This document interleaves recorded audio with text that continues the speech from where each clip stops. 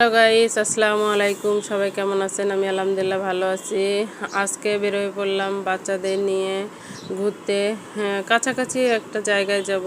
পরে বিকেল হয়ে গেছে, রোদ বেশি একটা নাই। তখনই বেরিয়ে পড়লাম বিমান জাদুঘরে যাওয়ার উদ্দেশ্যে। আমাদের এখান থেকে রিক্সা ভাড়া 30 টাকা নেয়, হাটেও যাওয়া যায়। পরে ফাইনালি আমরা রিক্সায় উঠলাম, উঠে বাচ্চাদের নিয়ে বিমান জাদুঘরের উদ্দেশ্যে রওনা দিলাম। পরে ফাইনালি আমরা চলে আসলাম বিমান জাদুঘরে গেটে। গাইস, এখানেও সবাই ছবি উঠাচ্ছে। গেটটা এত সুন্দর করছে, আগের মতো আর নাই। এখানে টিকিট নেয় 100 টাকা করে জনপ্রতি। পরে ওর বাবা লাইনে দাঁড়িয়ে টিকিট কাটতেছিল। আমরা এদিকে সাইডে বাচ্চার কিছু ছবি উঠাইলাম, ভিডিও করলাম। করে ফাইনালি গাইস আমরা ভিতরে চলে আসলাম টিকিট কেটে। পরে দেখি এখানকার পরিবেশটা খুব ভালো লাগে, কিন্তু গাইস কি যে বলবো, যেখানেই যাই সেখানেই লোকজন। এখানে দেখি একটা চমৎকার খেলার আয়োজন করছে বাচ্চাদের, বড়দের। টিকিট 400 টাকা করে জনপ্রতি। এখানে খেলাটা খুব সুন্দর। আর্মি বা বাহিনীদের কিভাবে ট্রেনিংয়ে শেখানো হয় ঠিক ওই রকম।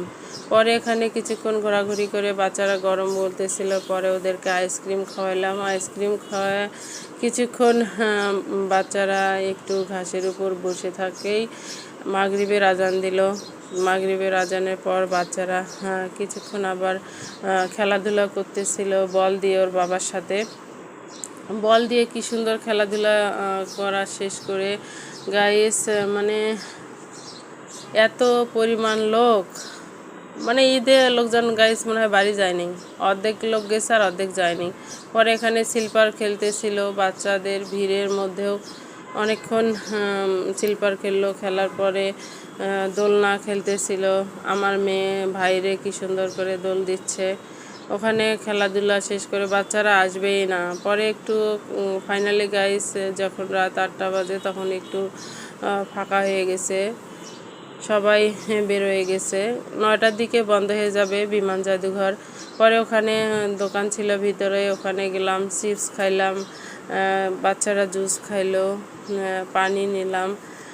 ওখানে কিছুক্ষণ খাওয়া দাওয়া শেষ করে বাচ্চারা কান্নাকাটি করতেছিল। অনেক রাইড ছিল, ওগুলোতে উঠতে পারে নাই, এত পরিমাণ ভিড় ছিল। পরে ওখানে খরগোশের মূর্তি দিয়ে মানে হরিণের ওপর কিছুক্ষণ মেয়ে খেলাধুলা করলো। খেলাধুলা করে ফাইনালি আমরা 9টার দিকে বেরিয়ে পড়লাম। বেরিয়ে পড়ে রিক্সা নিলাম।